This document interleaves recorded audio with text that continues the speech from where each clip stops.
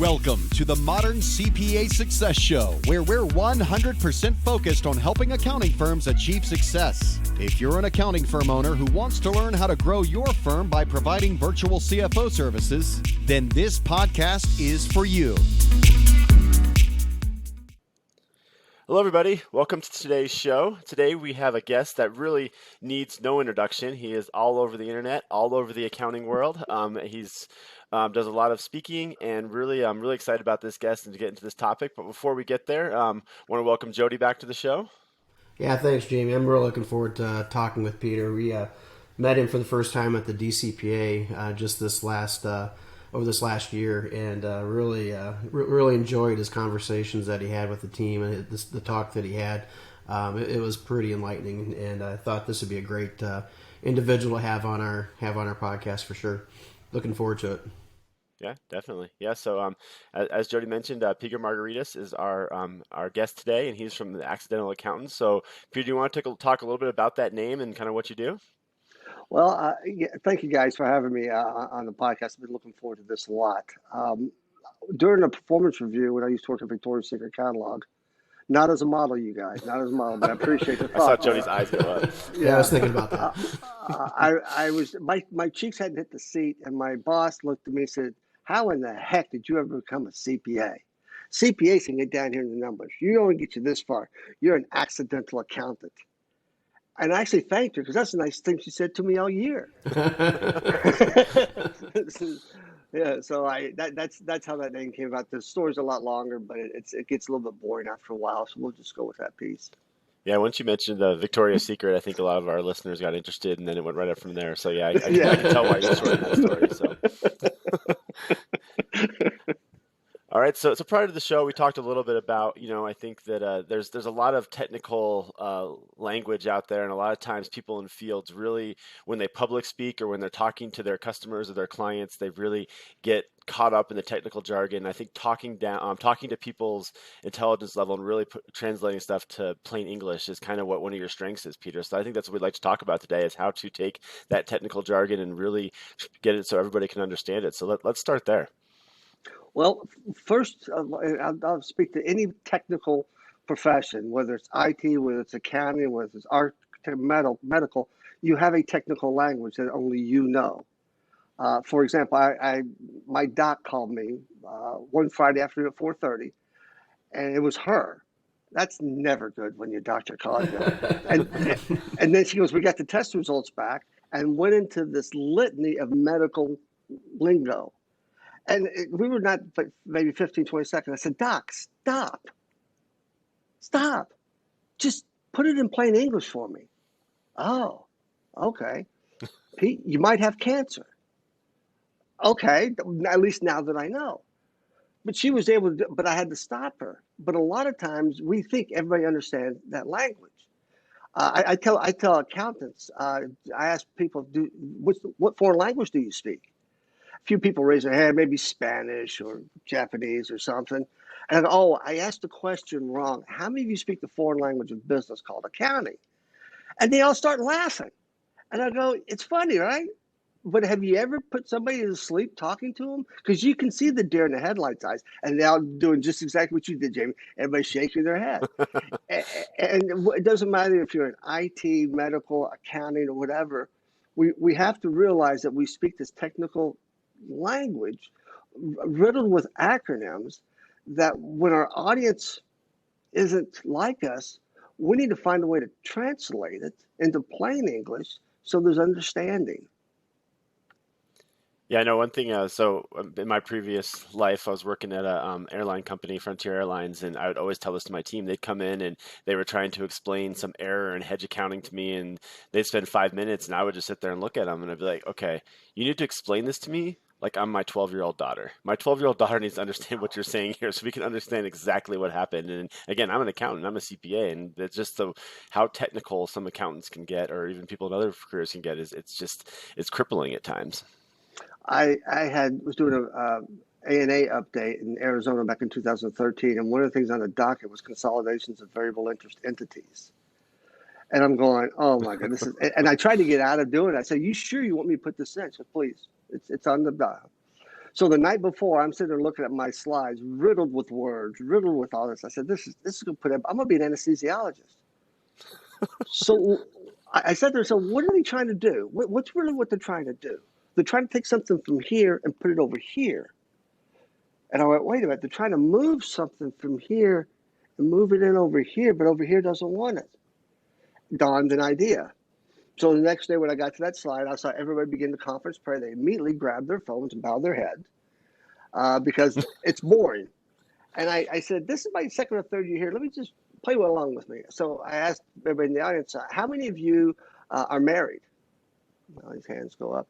And I go, how many of you have a mother-in-law? And these hands stay up. I said, I want you to think of your mother-in-law as a variable interest entity, and your spouse wants their mother to move into your household permanently. Let me rephrase that. Your spouse wants their mother to consolidate onto your balance sheet. And I just ran with that. And Jamie, I got a really cool last name. Jody, I get a lot of comments on it. But when I go back to Arizona, if anybody was at that conference, you're the mother-in-law guy. That is the best compliment I could get, because I created this fictitious story that was relatable to almost everybody in that room. And somebody asked me, how did you do that? And I went, unbeknownst to me, I was using an improv principle of connect two things that don't seem like they would ever connect to each other and create a story out of it. And I did it. And I was pleasantly surprised that it worked. Yeah, no, that's a great analogy. And again, I've been in so many of those conferences where you look at the topic and you're like, oh boy, I have a CPA talking to me about variable interest entities, and I'm just going to sit in the back and play on my phone or do what I can just to get my CPA on this credit, because there's no way I'm going to be able to follow what this person's talking about. And I think that doing it in presentations is great. And I know, Jody, we do something similar, I think, when we go out and talk to our clients. And I think that's one of the ways we've picked up so many clients.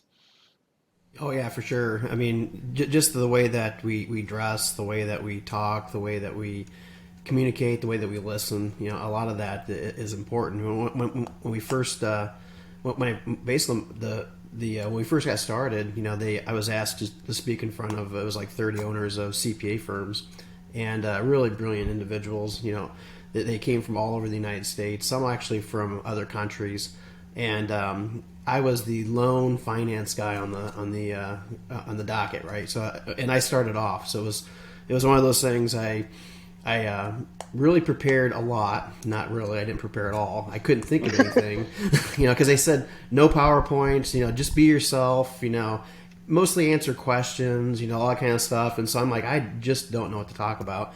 And so then it dawned on me, it's like, well, let me kind of relate and show these folks how to be profitable. And so I got the easel board out, because again, no PowerPoints or anything like that. And I started to write down, you know, first I started off and asked everybody if they could increase, if everybody in the room could increase their pricing by $1, would they lose a client? And everybody kept their hand up. And then I said, now drop your hand as I get further along. And I went $5, hands up, $10, a couple hands went down.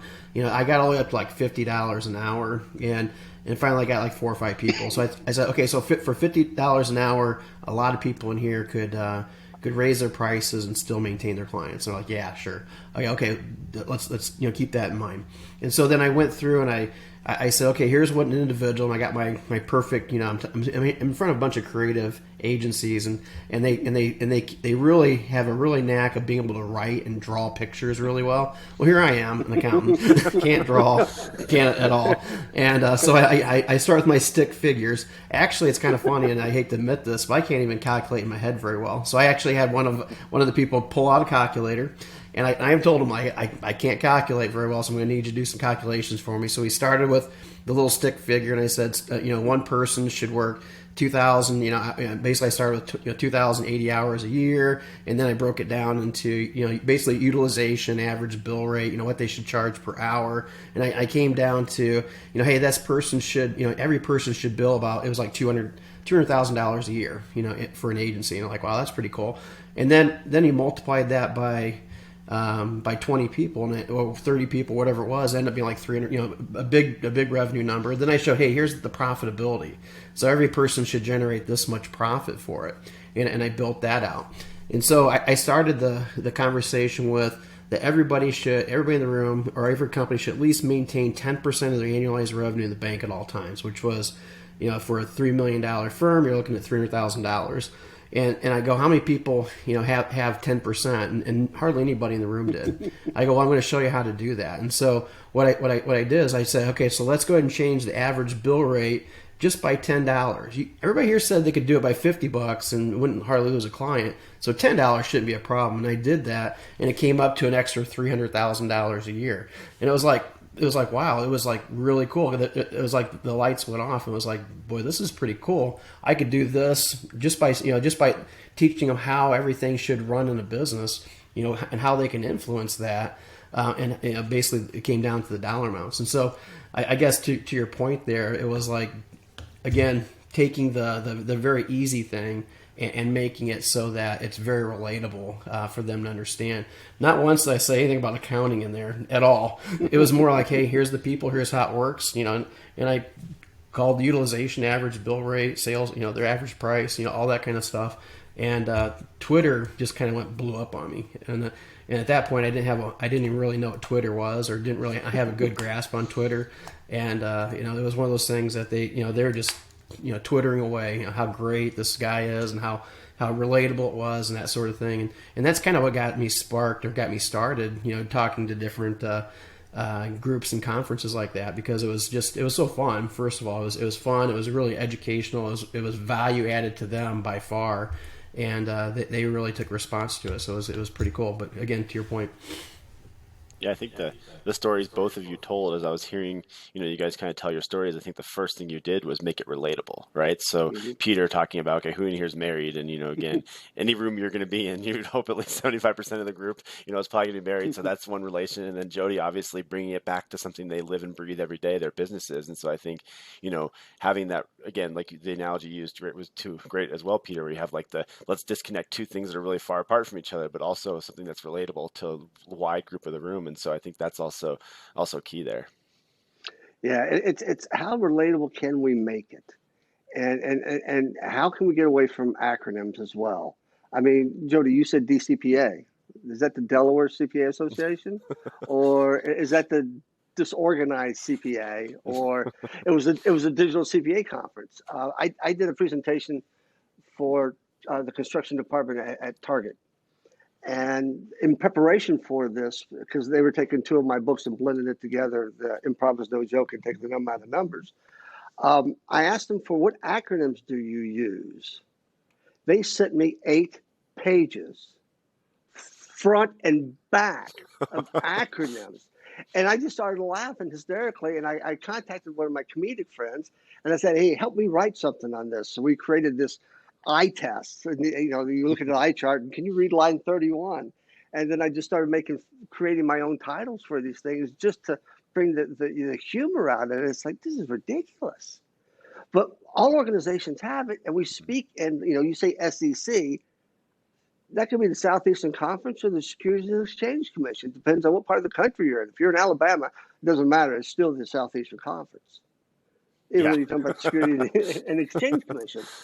So the more relatable to what they do, and to Jody's point, he's curing a pain point, and he's busting down a wall, because you might have some tire kickers, and as you referred to some folks, that they're just trying to test drive it. But when you can show them in real numbers and talk to them in a relatable way, oh my God, light bulbs just go off.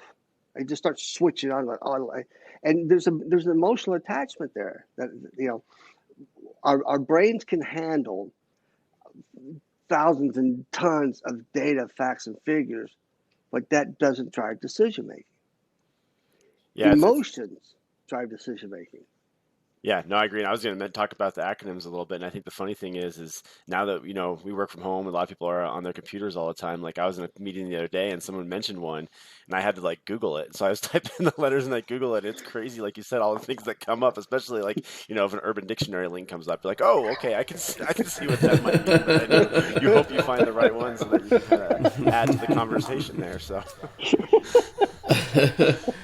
I think we could all get better at, taking the large words out of the conversation.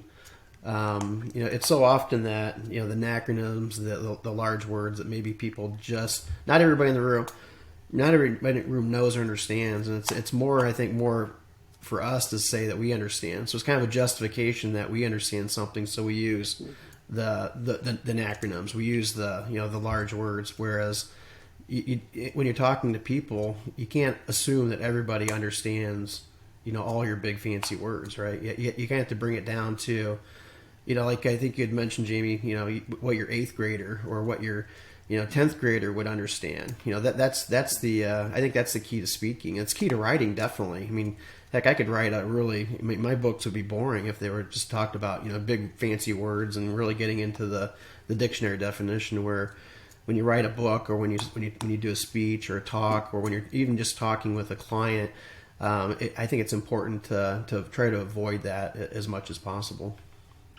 I think it also goes to a lot of someone's ego. Some people like to use big fancy words just to make them sound smarter than they are. Or, look at me, I'm the smartest guy or gal in the room. But they're making it about themselves. They're not making it about the audience. And that's the other piece. This is not about you. You're just a conduit of this vast amounts of information that you need to translate so somebody can actually act on it, versus going, I have no idea what you're talking about at all. Yeah, and when they hear that big word, their focus just went away, because now they're trying to think, what does that word mean? And here you've talked 3 or 4 different sentences, maybe paragraphs, or you maybe spoke for 5 more minutes, and they're still trying. Their brain is still back there trying to figure out what that meant, and it's a loss of concentration. So I mean, I truly agree with you 100%. The acronyms, they really need to go, and big words really need to be used very limited. Right. I mean, you think about a non-accountant, when they hear the word depreciation, they think that's the value they lose to their car when they drive off a new car lot. But the accountant will go, no, no, no, no, no. It's a systematic allocation of an asset over time.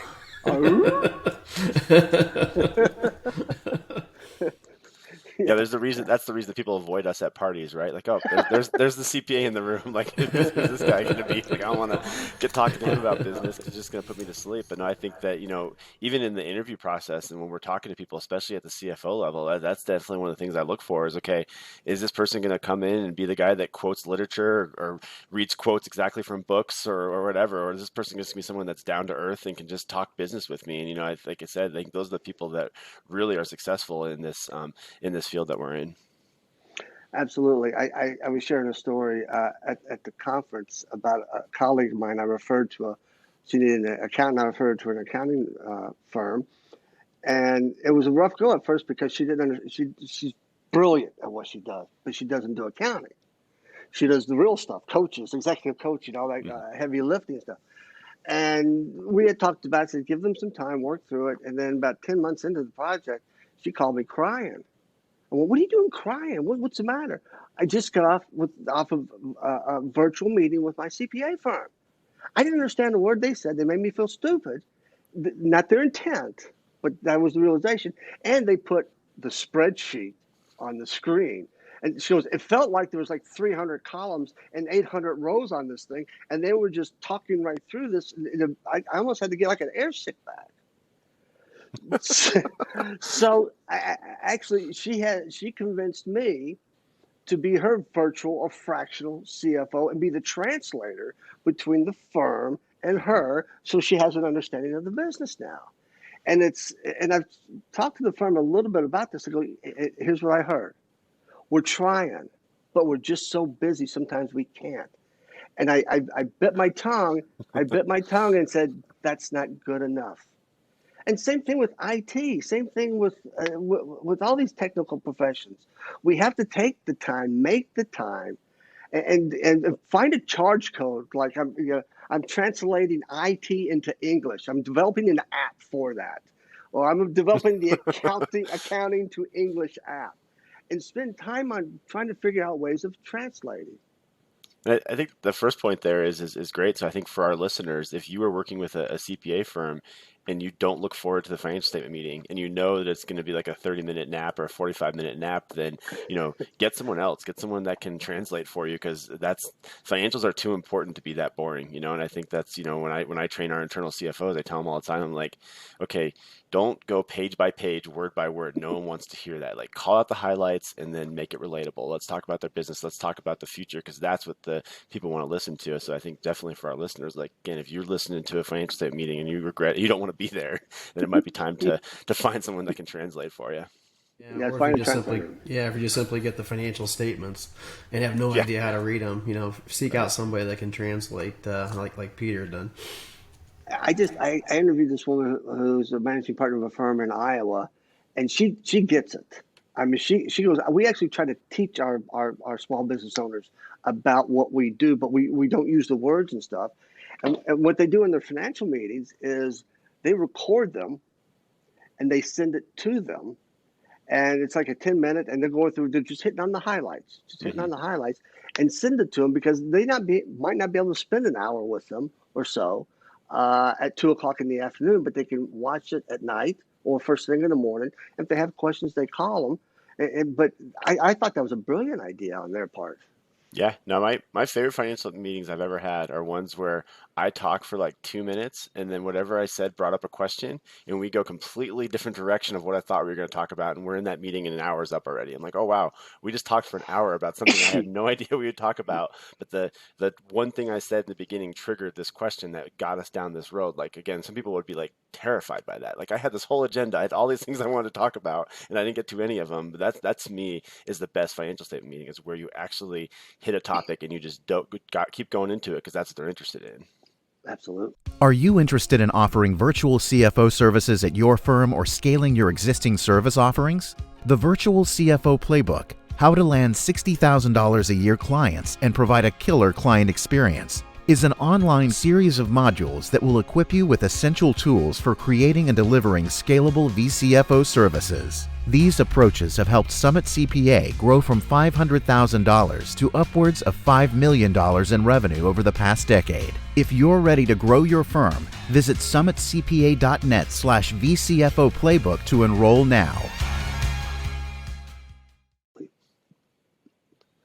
Great. So let's turn the corner here a little bit, and let's talk about, again, we talked a lot about in the CPA front, and let's talk about for other industries and other languages. And so where is this important? Again, I think we've talked about the public speaking part, but let's talk about like the sales side of things and how important it is to have the communication and the good language when it comes to sales when you're in a very technical industry. So, Joe, I'm going to let you talk about this a little bit to start off. Yeah, with our sales process, it's fairly a simple process. It's an hour-long process. A lot of times it doesn't even go that long. And with that, the first thing we're doing is we're trying to figure out, why are they here? Why are they sitting in front of us? Why? Because we didn't go out and drag them into the sales call. They came to us, and so it's important to figure out, hey, what issues do we need to solve, or where are the kinks in the armor, what they currently have, and asking tons of just leading questions. Just basically start, hey, so how can I help you, and it kind of rolls into that, and then from there breaking it down even simpler, and then presenting to them a very easy way to price the program. Like with ours, we have a pricing calculator. We just pop right up, and it's like Carvana. You click on what you like and don't like, and boom, you've got a price. And it is what it is. It's not like Carvana. You go back and say, "Can I get a better price?" That is the price, and that's how we use our calculator. And clients love it, because even we only close. I say we only close about 40% of our leads, which I think is pretty solid. But I'd say 100% of the people that go through the process, we get a compliment. It's like, hey, that was pretty cool. I appreciate that. It was real straightforward, real easy. I wish other people did this, and other, and it just made the process so simple for them that they could make an informed decision right there. And I'd say probably out of that, we probably get 5 to 10% of the clients that we close are ready to sign on the dotted line that day, after that conversation. And it's kind of amazing, because our average price is about $70,000 for a new, to do our service. And it goes from like 30 to 100 $150,000 to $200,000, but the average is around 70, and that's a lot of money to within an hour someone make that decision, and it happens again 40% of the time because again it's more of a conversation. It's not, there's no, we don't talk accounting at all. We talk about how we can help them out, how, and basically answer the questions and problems that they might have. And so again, making it very easy for them to make that decision is important. And I think there too, and Peter, I'm going to throw this over to you, is I think we've all been in those sales calls where, and I think you used the word showing off earlier, Peter, but like the person's trying to show off their knowledge to you. Like, and you're thinking of, okay, we're going to add this new process, or we're going to add this new application to our system. And they're trying to explain the ins and outs of how it works and doing like a demonstration for you. And you're just like, wow, this is way too technical for me. And I think this is really where you can help out with this question, Peter, is in this sales process, how do you translate it and relate it to the client so that way they're not just bored with the technical jargon of it? CPAs and technical people, they like to give all the information to them down to the nano piece. And it's just this flood of numbers and words and data and facts and figures and data and facts and figures. And really, what's the three most important things of the sales call? One, we're trying to cure a pain point. So let's figure out what that pain point is. And two, then how do we put it in place? But I was talking to a firm not too long ago, and they said we had this one gentleman, and the guy's brilliant, technically sound. He's a tax code head. He's a code head. Yep. And we as a firm had to make a decision because we would never put him in front of a client or do a presentation. So we had to make a decision on, do we keep him or do we tell him, you've gone as far as you can, time to go someplace else. And they realized he brought value, but they weren't going to put him in front of clients. And it's the same thing. Are we putting the right people in front of the client when we're on a sales call? And how much, sales training do they actually have? A buddy of mine was a pharmaceutical sales rep. He just recently retired. And he likes to remind me of it every time he calls me. He's retired. And he said towards the, pharmaceutical sales very strict, very structured. And he'd come in with his iPad and his slides and stuff. And one of the last sales call he made, he walked in the doctor's office, and I forgot what drug he was doing at the time. And he told the doctor all of the side effects related to this drug. And it wasn't just a few. I mean, it was a fair number. Yeah, but everyone. And the doc says, well, why would I want to write this script? And then he said, well, here's the benefits. And just went on about the benefits of it, flipped that sales call. And guess what? Who's writing scripts now? The guy made Champions Club 3 consecutive years in a row because he knew how to sell, because he would also do something else. He would listen. Mm-hmm. And a lot of times in sales meetings, we're not listening because we've already scripted this thing out in our head. And this is where we need to go off script. We're prepared, but then you walk into that room and you wad that script up and you throw it away, and you listen to what the person is asking for, telling you, and you react in that manner, not the way you've scripted it out. Goes a long way. But a lot of times we're not listening because, okay, if he says this, I'm going to do this way. Or this is going to happen, or I need to follow this flow chart. No, throw it all away and just be as authentic as you can, be as good listener as you can, and ask a lot of questions. Yeah, I've been in those sales processes before where, they ask me a question. I spent 7-8 minutes answering it, and then the next question seems like it's coming from left field. Like I just gave them 7 minutes of information about my company, about what we do, and then the next question is just like totally random, totally scripted. You're like, okay, you must have not just listened to a word I said. I just gave you a bunch of ammo to go with, and you didn't take any of it. So yeah, it just doesn't feel good, that someone's not listening to you. So. Well, how many times have we been, even outside of the sales process, go into a financial statement presentation or a strategy meeting or whatever, having this great spreadsheet or whatever the presentation is, and all of a sudden, you're asking, like, hey, what's going on? And it goes a completely different direction. And you never even talk about the spreadsheet you spent hours on. You may have mentioned it or said one point, but you never really got into it. And a lot of the CPAs they're so defensive, or they're so proud of it, or there's something there that will steer them back to that spreadsheet. And the client doesn't really care about the spreadsheet, at all. They cared about something that they were trying to explain to you or tell you, or the issue that they had. And I guess the listening part is the huge part, because you can be prepared in a sales presentation, you can be overly prepared on a financial statement presentation, but by listening, it could go a completely different direction, and you've got to take it that direction. You want to take it the way that the client or the prospect is leaning towards. I got a question for you. Do you think in those situations where Jamie's described and gave him 7 minutes worth of primo material, they didn't even take that in, makes me think that they really don't know their client. They might know them from their financial statement, but they've never been inside the building. They've never watched how the flow stuff comes in, gets churned, and goes out. They just see it on a financial statement related to the numbers. They have no operational knowledge of the business. And I think that's where another big breakdown is how well do you know your client, your customer, and how well do you know their internal processes and procedures that you can step away from the financial statement or make it more relatable by going, well, you remember we had that huge snowstorm and we couldn't get stuff in the building. That's why things were running behind. That's why this is that, versus you're down 20% in profitability. I love the accounting voice, by the way. Sounds so familiar. No, I think to the point there too as well. I think the other part of that is I think a lot of people, and again, I know when I work with our CFOs, especially when they first start, is you are looking at your calendar of like, okay, I got to survive this day, right? Okay, I have 4 meetings today. I have 4 financial statement meetings. I just got to get through them. And so you're just, okay, the meetings, we're 20 minutes in.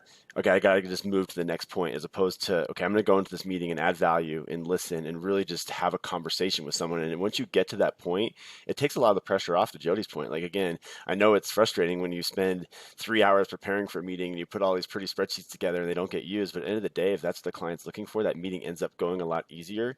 And that prep you did, that 3 hours of prep that you did building something else, also had you in the right state of mind where you can easily pivot. And so I think that's the key there. So I think, yeah, to that point, yeah, it's just about, don't just go through your day, don't just like take things off your list, like go into those meetings being invested and being ready to talk. And I think it's key there. Yeah. And Peter, you made a great point. How well do you know your client?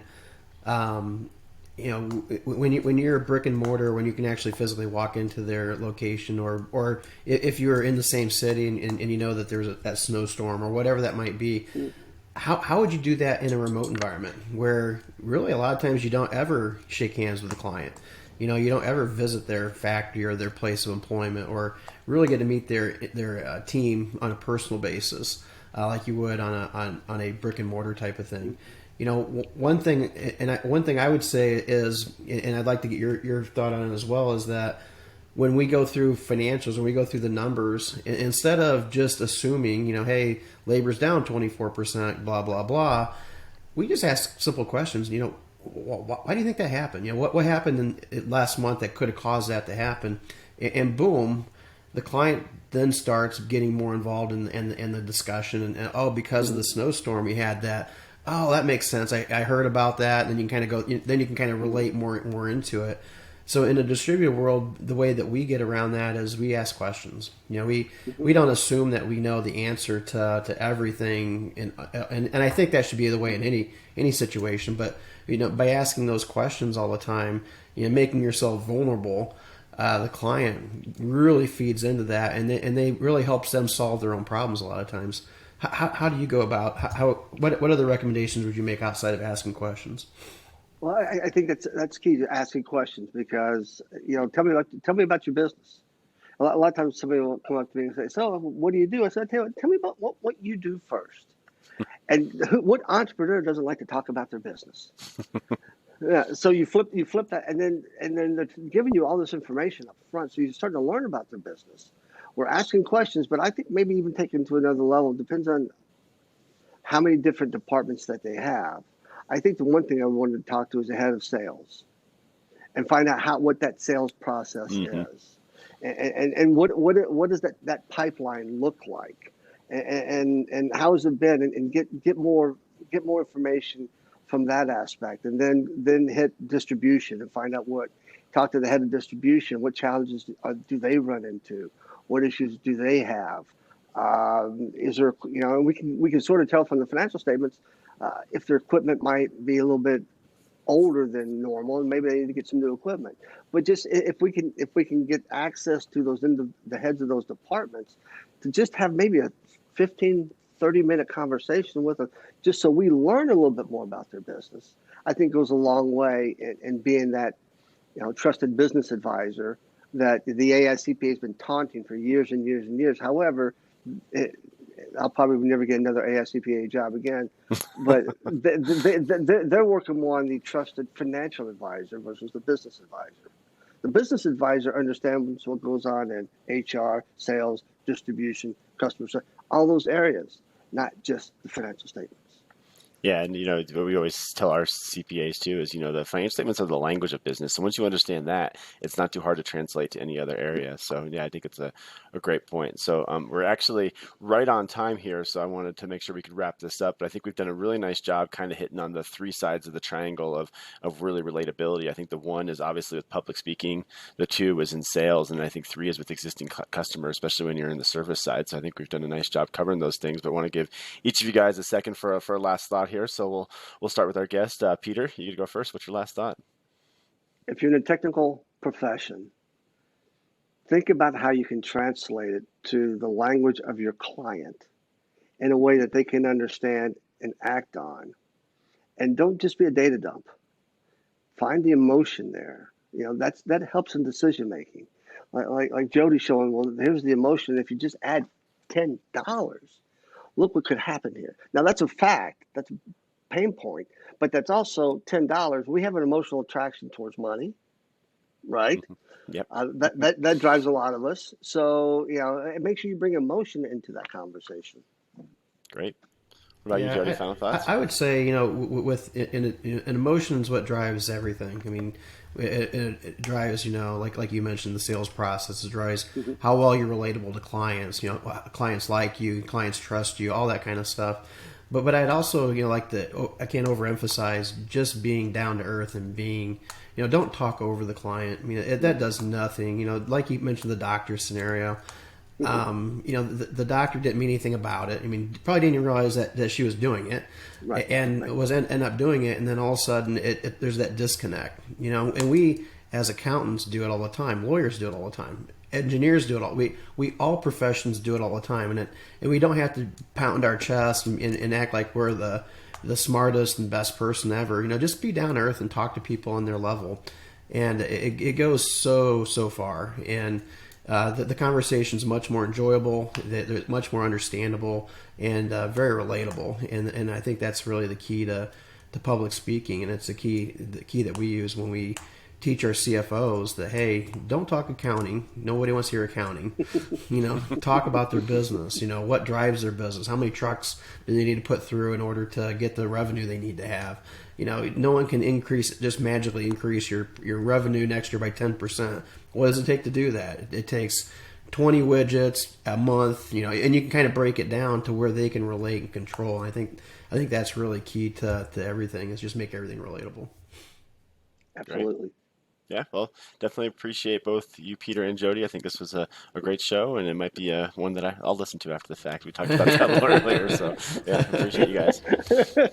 Thanks for having me, guys. I appreciate it. This was great. Enjoy this podcast? Visit our website at summitcpa.net to get more tips and strategies for achieving modern CPA firm success. We're here to be a resource in this ever-changing industry.